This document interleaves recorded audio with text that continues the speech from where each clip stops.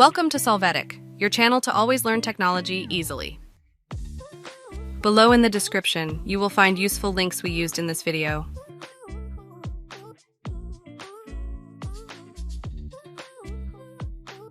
Today in Solvetic, we will see how to convert columns to rows Excel new.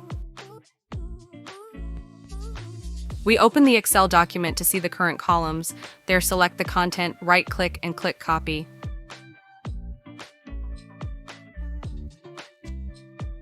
Now in another cell, right-click, and when you click Paste Special, you will select the Transpose option. You can see the conversion of columns to rows in Excel.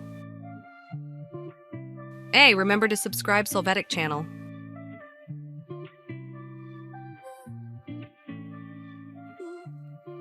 We hope it has been helpful for you.